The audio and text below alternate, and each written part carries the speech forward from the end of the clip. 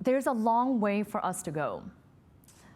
But I want to give you one quote to think about as I close.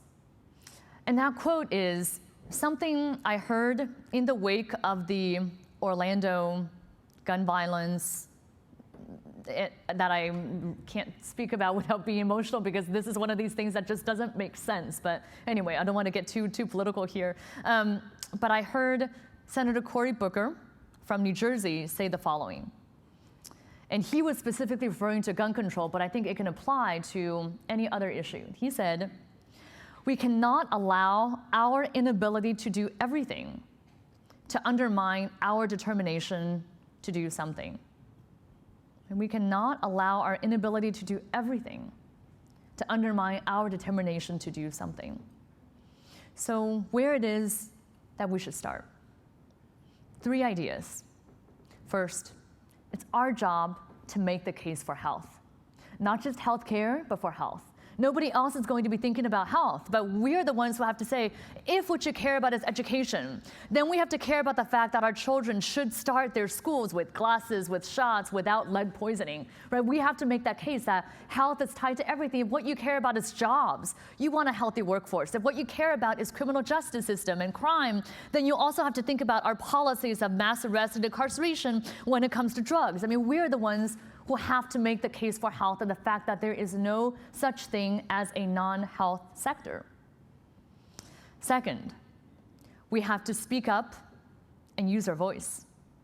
And we look at the example of the Birnbaums, we look at the example of our group health leaders now and in the past and say, these things are not easy.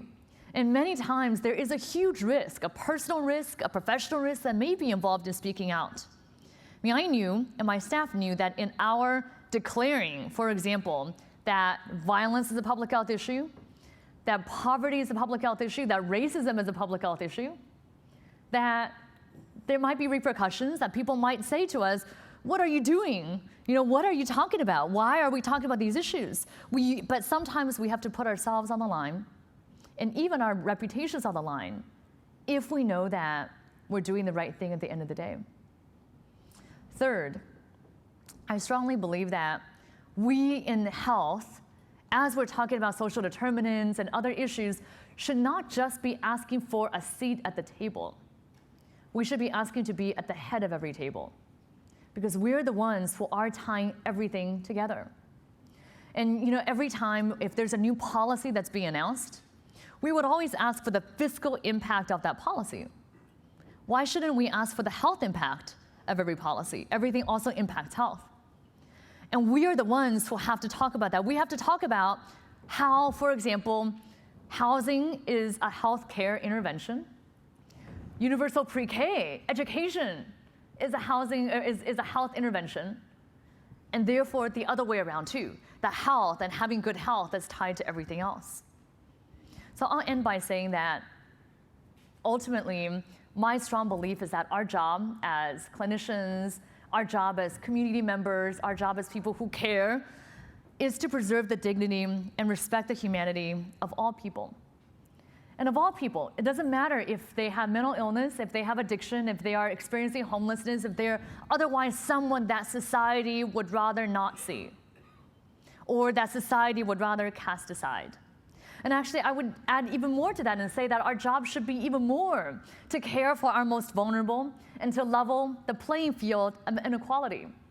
And all of us have a responsibility to do this. We have the responsibility to be the strong voice, to be the advocate, to be the person who meets people where they are, to break down these silos, to set that North Star, and really engage with people in the way that they have defined.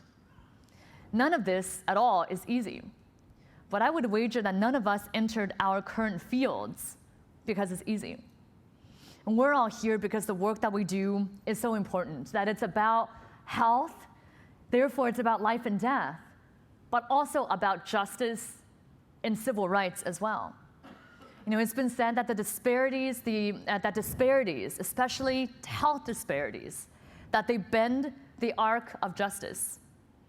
And therefore, I also believe that public health can be our powerful tool in social justice, one that we can all use today with urgency compassion, and action.